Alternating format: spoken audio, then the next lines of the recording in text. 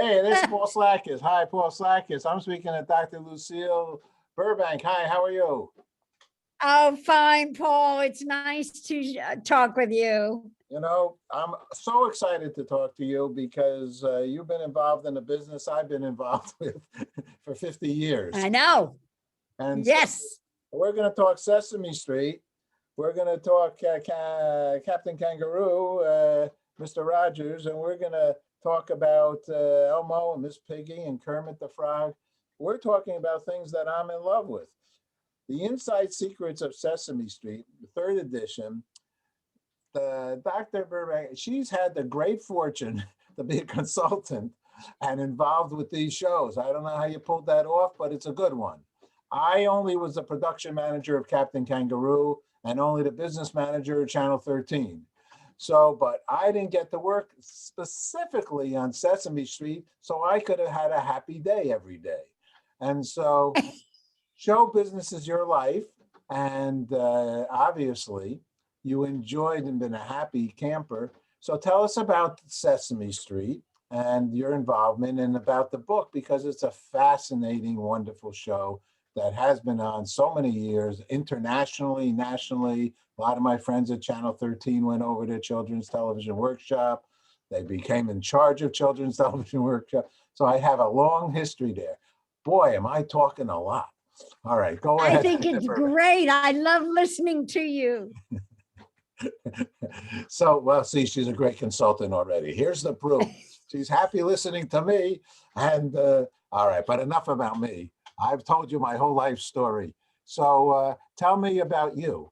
So tell me how did you get a job over there at the Sesame Street? Why don't we get right to the beginning? Yeah. I started as an intern. My field is education. Well, you have to get your foot in the door somehow. 100%. Yeah. I was getting my doctorate and my advisor knew that I love Sesame Street. So he scheduled a meeting there with the research department. I spoke with them and I said, I'll start as an intern. Then they liked my work and they hired me as a consultant. Oh. A doctor intern, yeah. A doctor intern, yeah. There's a new one. Well, I wasn't a doctor at the time. I was. Well, as I say, you do anything to get your foot in the door. That's the name of the game.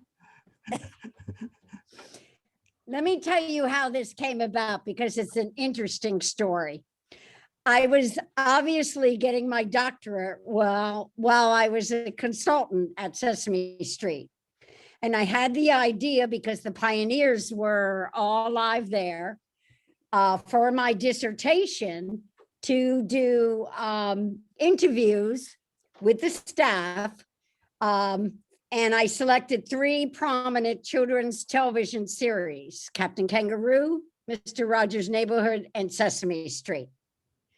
So that is how it came about. And because I interviewed all the pioneers of Sesame Street, I said, and I did this at length, oral history interviews on about 35 questions. And I said, I have to get this out in a book form because they gave me such rich information. There you go. That's a great concept, a great way in. You get to meet the people. I have similar scenarios. All right. I always say the best way to want to talk to somebody, like a president of a company, you say, could you mentor? I have a couple of questions. I'm just a student. I have to write a paper. And I think you're the greatest. No. And I'm going to do real well. Yes, you're absolutely right. They gave me everything. Carte blanche. Everything I wanted. I believe it. I tell everybody who's looking for a job, forget these want ads. You go to the industry papers, You look up who was the president, you look at some speech he gave at the valedictorian in some Temple University, and you say, I read it. And there's this one section, I think it's fantastic. Let's do a story about it, and I can hand it in as a paper. Next thing you know, you're in the office of the president of, Cablevision, whatever.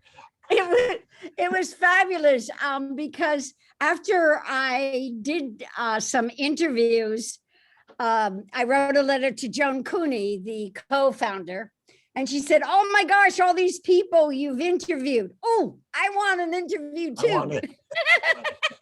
it. You just got to get to the first one.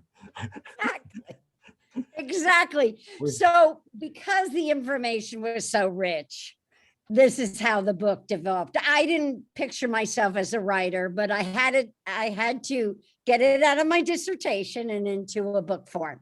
All right. Well, you had the same parents and grandparents I had.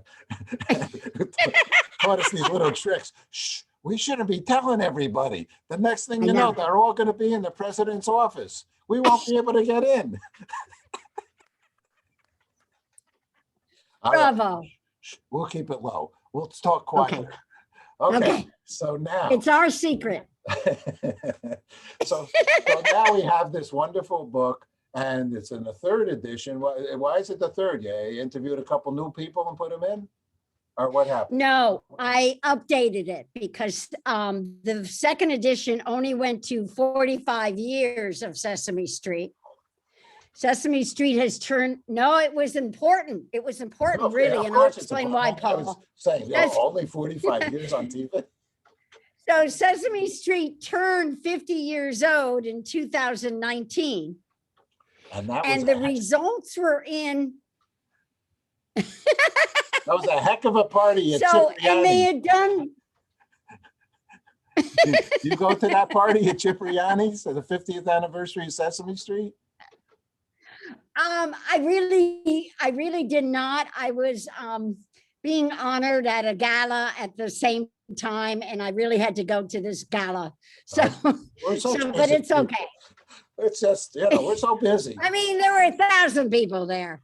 I got to interview Elmo and my friends from Channel 13 who ran Sesame and Children's Television Workshop, Gary, Nell, and it's such a great organization. So you had to update it from 45 to 50. So what were some of the updates? The update was the production of, Sesame Street joined with HBO in 2015. In 2016, it started producing episodes from HBO. It's not the real Sesame Street. I said it very gracefully in my book, but I had to tell people that the HBO production of Sesame Street was not the real Sesame Street in so many nice words. Well, okay. To Saccharin, Frank Oz, the right-hand man of Jim Henson. Okay, he quit because he said it's not the same Sesame Street. He's no longer a puppeteer there. But then there were some other good things. Sesame Street launched this beautiful international adaptation with a rescue organization for Syrian refugees in the Middle East. And I wanted to include that. It's a beautiful, beautiful thing, what they're both doing.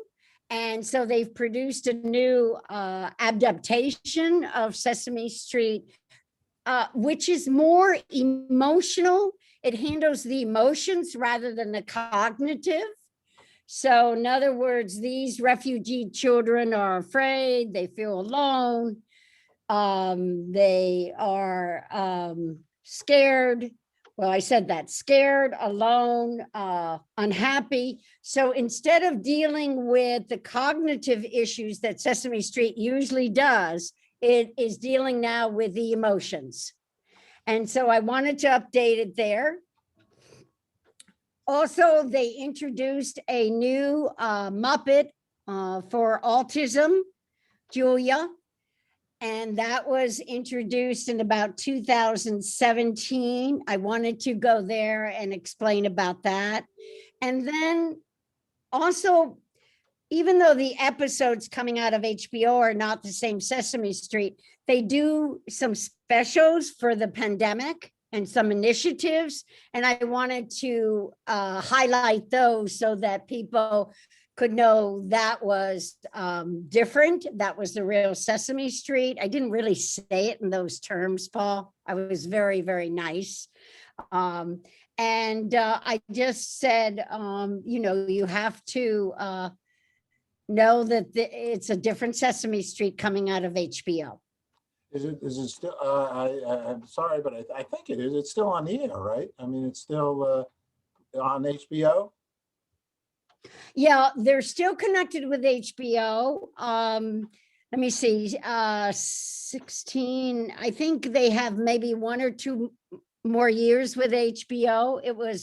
They were suffering from a financial crisis because their DVD and so forth were not selling. And in order to maintain being on the air, they hooked up with HBO. How it works is according to the contract with HBO, the new episodes of Sesame Street are only seen if you're a subscriber.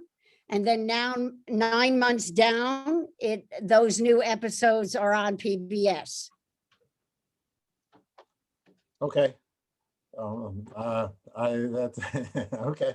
All right. Well, I couldn't, Paul, I couldn't let that go.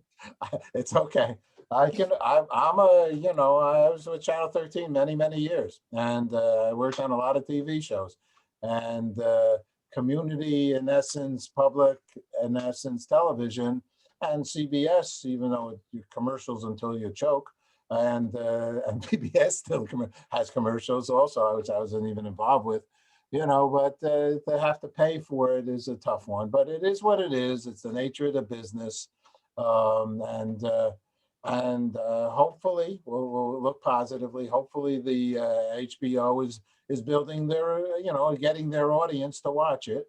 At least it's coming back with reruns. That's a good thing.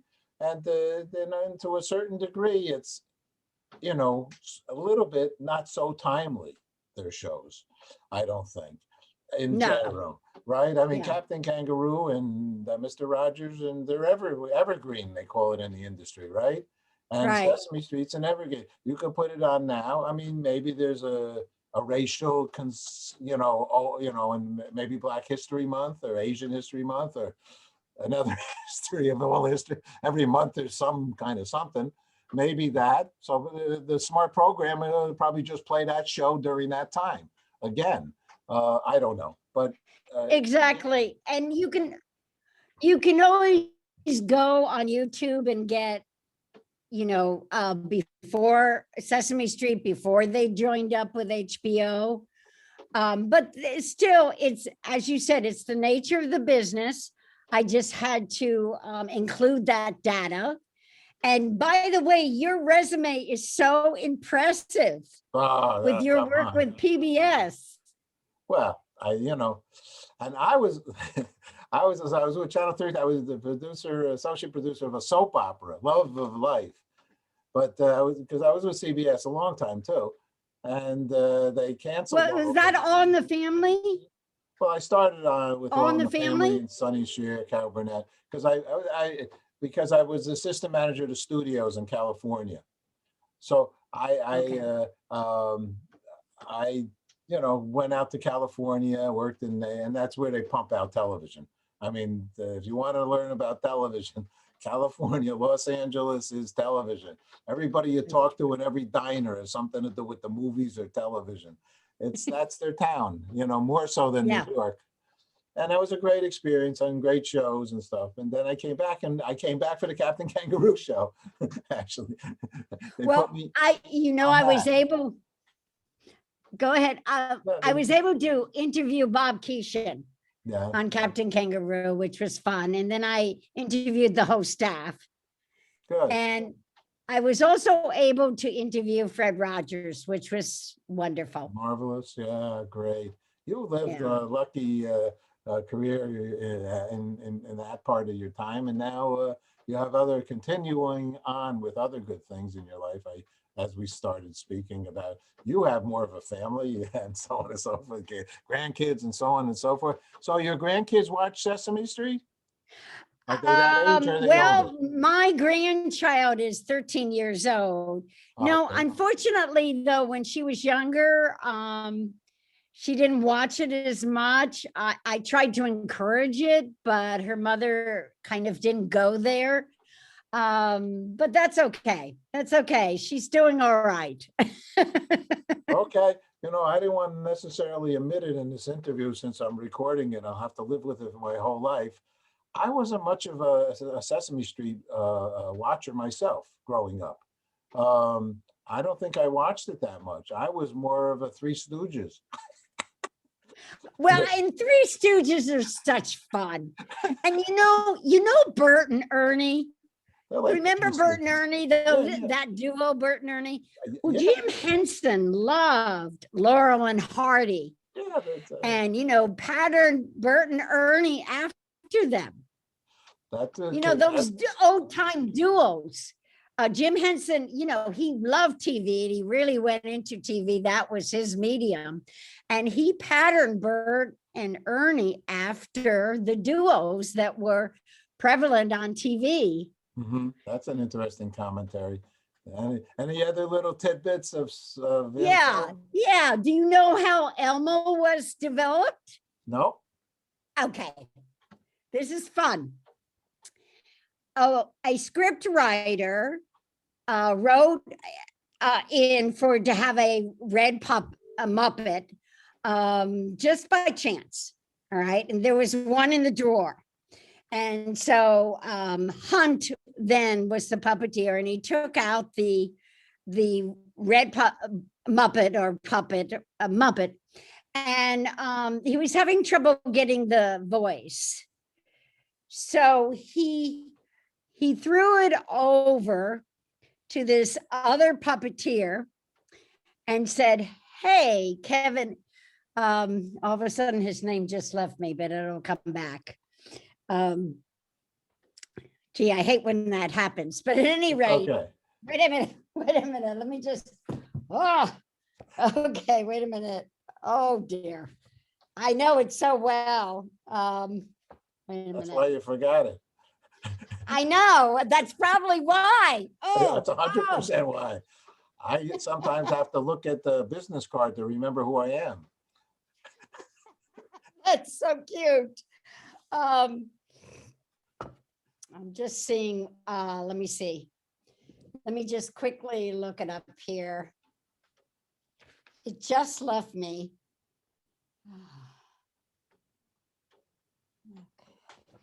13. It's okay. I know, it just left me.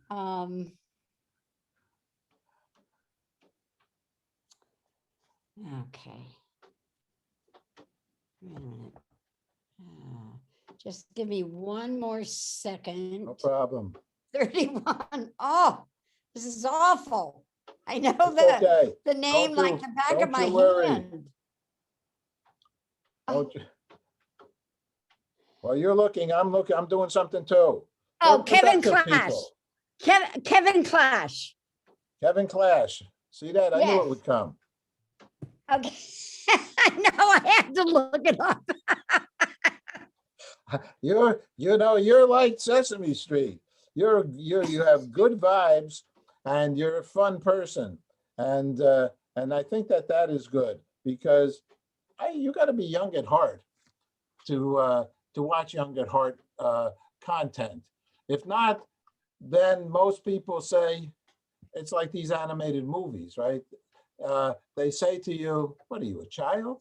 And as soon as somebody tells me, "What are you, a child?" I say, "Yeah, I'm a child." No, but the thing is, Well, you can be childlike, not childish. I like both. I'm okay with Okay, both of them. either way. But the joy of being a child is what we preserve. You know, this is flying away in outer space. This fake joint. You know, we promote this thing, this reality. First of all, this is the whole place from the moon. So, you know, it's no boundaries, no borders, no anything, color, skin. You know, it's we're in outer space. What do you want from ourselves? Why are we bothering anybody? It's wonderful. Anyway, so Hunt threw this red Muppet to Kevin Clash. He was a young guy, new guy, and Kevin Clash developed Elmo.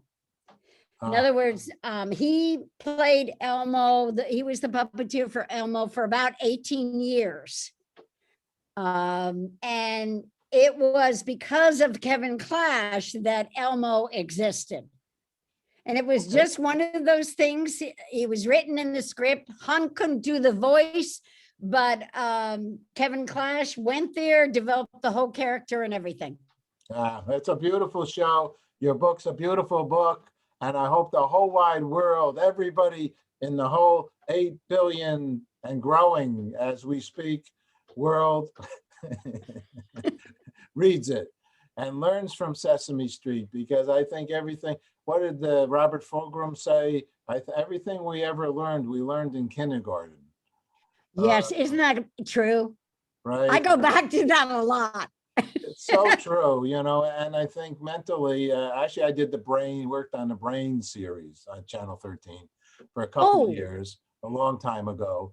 And in the Brain series, you know, you learn about these things, and then many people say, you know, by the time you're 7 years old, it's actually all over.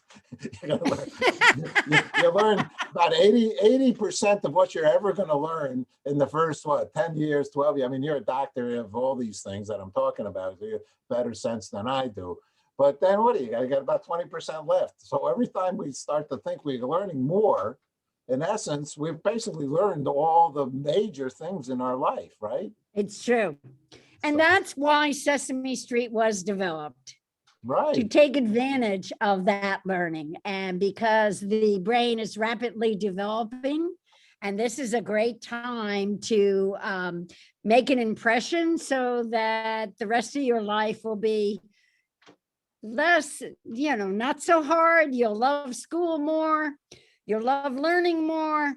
And so they said, and really at the time Sesame Street came out on November 10th, 1969, this was the new thinking. They had no idea that this brain power was really going there with the youngest.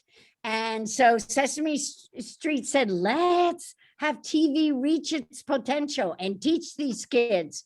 And then when you do longevity studies, the children who have watched Sesame Street are more successful in education. I agree with you. What's good news for you? What's good news for you? What's good news? Yeah, for you. For you. Well, first of all, it's been exciting adventure getting this book out and doing 3 editions. The main good news for me is creating joy every minute of the day and just having fun with people like you and talking. All right. It sounds beautiful. Thank you so much. Thank you. Thank you, Paul. Take care. You too. Nice to see you. I seen you.